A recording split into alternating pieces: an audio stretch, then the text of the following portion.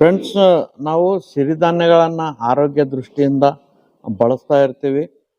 ಅಂಥ ಸಿರಿಧಾನ್ಯಗಳಿಂದ ಇಲ್ಲಿ ದೇವಧಾನ್ಯ ರೈತ ಉತ್ಪಾದಕ ಕಂಪನಿಯವರು ಅವಲಕ್ಕಿಯನ್ನು ತಯಾರು ಮಾಡಿದ್ದಾರೆ.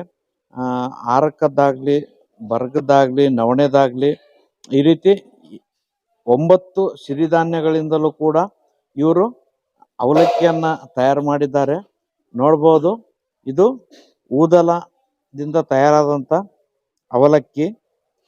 ನೋಡಿ ಎಷ್ಟು ಚೆನ್ನಾಗಿದೆ, ಅಷ್ಟೇ ಕ್ರಿಸ್ಪಿಯಾಗಿ ಇದೆ.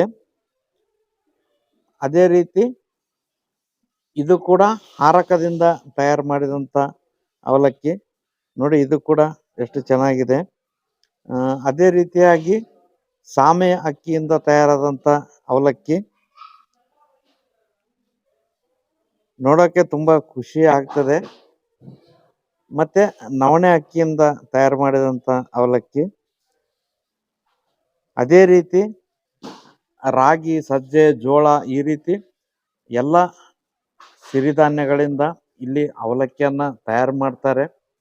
ಈ ಅವಲಕ್ಕಿಯನ್ನು ನಾವು ಚುಡುವ ರೀತಿ ಮಾಡಿಕೊಂಡು ಉಪಯೋಗ ಮಾಡ್ಬೋದು. ಇದು ಮಾಮೂಲಿ ಅವಲಕ್ಕಿ ಥರ ನೀರಲ್ಲಿ ನೆನೆಸಿದ್ರೆ ಹಿಟ್ಟಾಗಿ ಹೋಗ್ತದೆ. ಸ್ವಲ್ಪ ನೀರನ್ನು ಚಿಮುಕಿಸಿ ನಾವು ಇದರಿಂದ ಪದಾರ್ಥಗಳನ್ನು ತಯಾರು ಮಾಡ್ಬೋದು. ಇಲ್ಲಾಂದರೆ ಡೈರೆಕ್ಟಾಗಿ ನಾವು ಒಗ್ಗರಣೆ ಹಾಕಿ ಉಪ್ಪು ಖಾರ ಹಾಕಿ ಕೂಡ ಇದನ್ನು ಬಳಕೆ ಮಾಡ್ಬೋದು. ಒಟ್ಟಿನಲ್ಲಿ ಉತ್ತಮ ಆಹಾರ ಪಡಿಬೇಕು, ಜೊತೆಗೆ ರುಚಿನೂ ಇರಬೇಕು ಅನ್ನೋ ಉದ್ದೇಶದಿಂದ ಈ ಸಿರಿಧಾನ್ಯಗಳಿಂದ ವಿಶೇಷ ರೀತಿಯಲ್ಲಿ ಅವಲಕ್ಕಿಗಳನ್ನು ತಯಾರು ಮಾಡಿದ್ದಾರೆ. ನಿಮಗೂ ಕೂಡ ಈ ವಿಶೇಷವಾದಂಥ ಆರೋಗ್ಯಕರ ಅವಲಕ್ಕಿ ಬೇಕಾದರೆ ನಾನು ದೇವಧಾನ್ಯ ರೈತ ಉತ್ಪಾದಕ ಕಂಪ್ನಿಯವರ ನಂಬರನ್ನು ಹಾಕಿರ್ತೀನಿ.